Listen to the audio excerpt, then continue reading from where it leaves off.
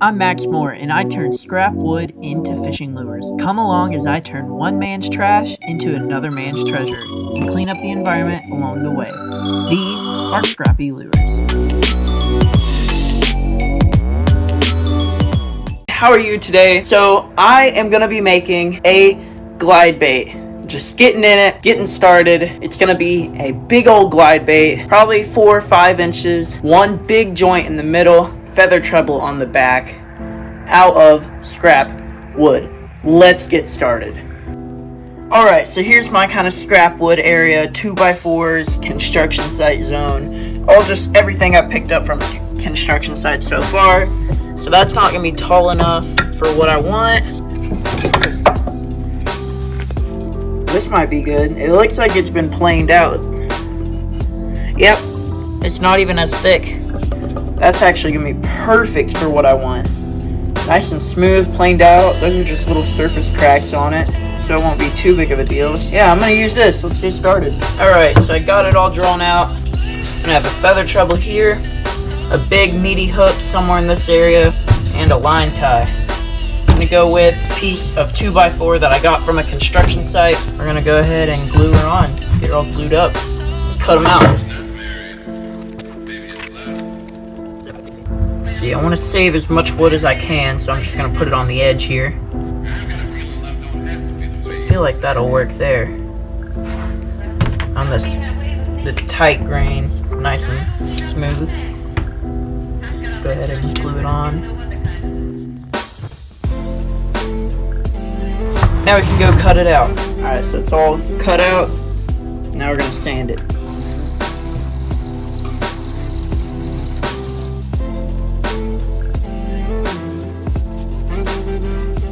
Alright, so I took the piece of paper off so I can trace the gills out later. But I got it all blocked out. Now I got to draw the top profile. And for that, I'm going to take my stencil and figure out what I want it to look like.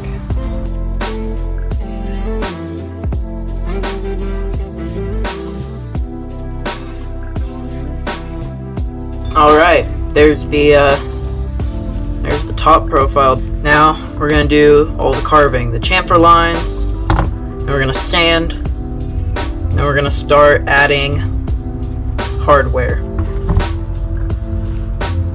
So chamfer lines, you just make a line going all the way down the bait on all the corners, and you just carve to those lines. Okay, you can see I got all the lines carved out. Now we're just going to take a box blade and start carving. This is one of the longest and hardest things to do. And when you're making a bait, you always want to make it with the grain, because if you're not, it's going to be real choppy to try to carve. It'll be like good. It'll kind of be like on this piece where it's going down and against the grain. You can see it's harder to carve because there's that soft grain, hard grain, soft grain, hard grain, just back and forth.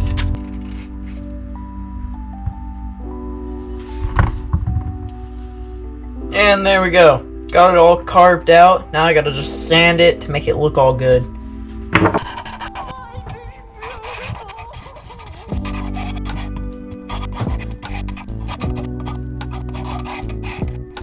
Okay, so got it all sanded out, nice and smooth. Got it up to 1,000 grit. A little overkill, but I don't care.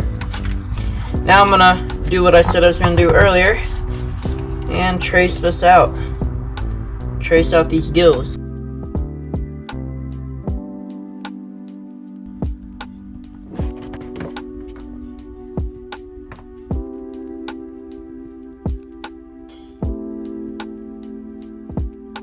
There we go. Just got the gills all cut out. Now we're gonna start installing hardware. And now I'm gonna use these little screw things for the joints later. And I'm gonna use these screw ties that I made out of wire for the line tie and the hook hangers. Okay, so I'm gonna go ahead and make the eyes. So I've got this old piece of plastic from something we bought And I'm gonna reuse it and turn it into the eyes for my bait. Okay, there we go. Now I'm gonna cut them out.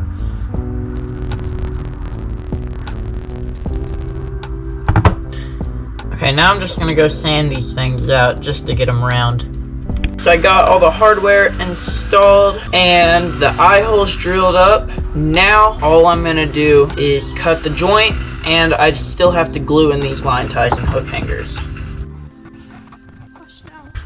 Now I'm just gonna sand this down so it's all smooth. So I got it cut, and now all I did is I made a center mark, and then where I want the lines to be, and in that cross section is where I drilled a hole. So you can see that. And now I'm taking tiny little pieces of wire, and all it is I'm gonna push these two together to where they dent. You can see a little dent there and a little dent there. Now whenever I add in the joints, they will be perfect. Now I'm just gonna add these things on. Okay, so I got the joint all cut and ready. Now I have to drill lead holes and mark them up and seal the wood to test it. But it is loud. Okay, so now I gotta seal it. Super easy. Just take some water-based sealer and I can just dip it in. So it's all sealed up. Now let's go drill some lead holes. Alright, so I'm going to put a lead hole here in the front so it can have some nose weight, and then I'm going to put one back here and another one probably right before this line tie. Okay, let's drill these out.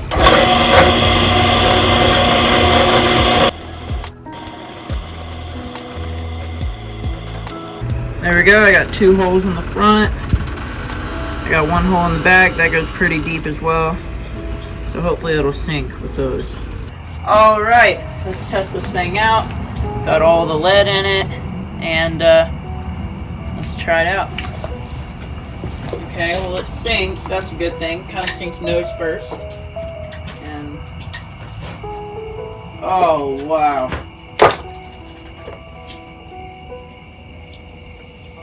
That looks so good. Alright, so it looks amazing in the water. Now we gotta paint and add eyes, clear coat, and then glue the joints in. Let's get started on painting. So we're gonna go with the bluegill design. So I painted it white and put a tan side on. Now I'm gonna take some green and put it on the top.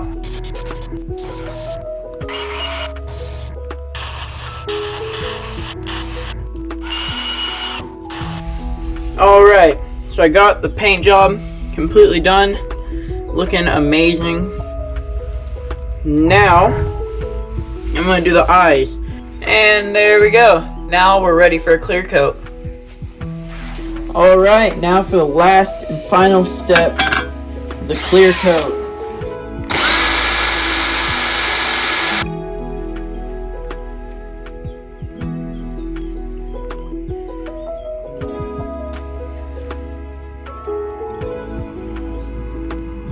Alright, they're in the tank.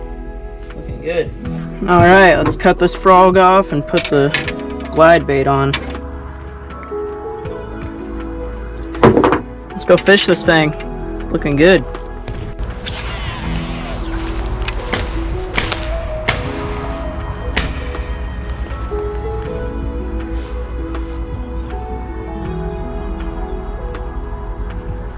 Oh wow! Oh wow, out of nowhere. I don't know if y'all saw that or not. Oh, out of nowhere. Just about to pull it up. Okay, I feel like we're gonna get some fish today. Usually right up here in these areas. There's one. What did I say? Oh, come on, stay hooked, stay pinned, stay pinned, stay pinned. Oh, don't fight, don't fight, don't fight it, don't fight it. Yes! Oh, came off last second. No, no, no, come here, come here, come here, come here. Look at that fish. Yes! Whew. Buddy. What were you thinking on the glide bait? Look at that. There we go. Let's let him go.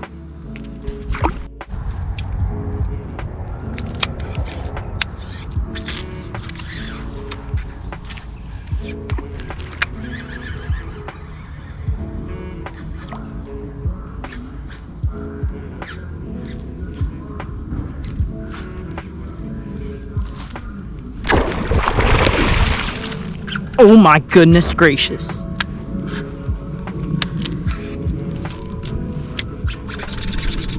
Oh! No, no, no. Guys, that's like a 7.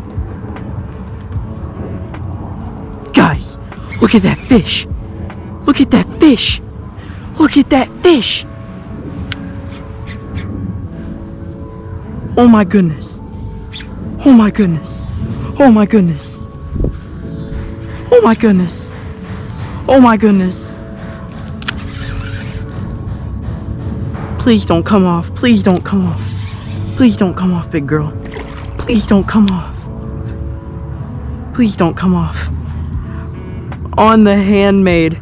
Look at that fish. Look at this fish. Look at this fish. No, no, no, no, no, no, no. No. It's right there. It's right there. It's right there. It's right there. It's right there. It's right there.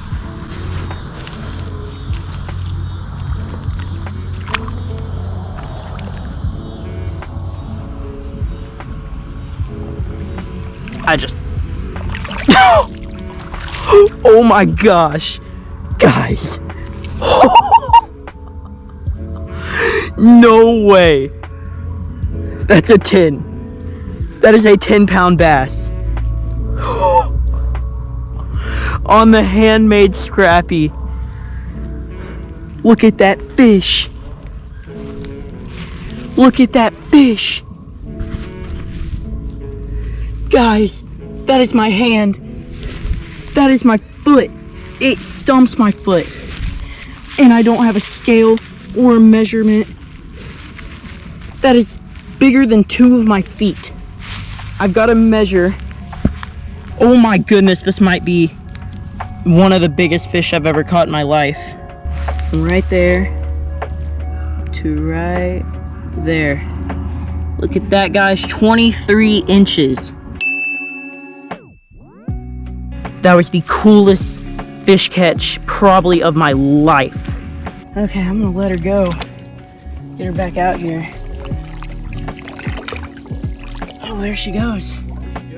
Oh guys, that is gonna be the end of today's video. The end of this bait right here, the glide bait. I'm so glad I was able to catch a fish on it. Can't believe, not only just a fish, not only 2 fish, but a 7-pounder, 23 inches. If anybody knows what a 23-inch filled up bass would weigh, let me know in the comments below.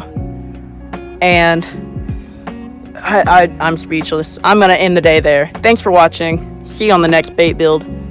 Stay scrappy. Just go for it. You get more with Max for sure. If you'll just take a listen, you'll see how fun it can be at Max More Fishing.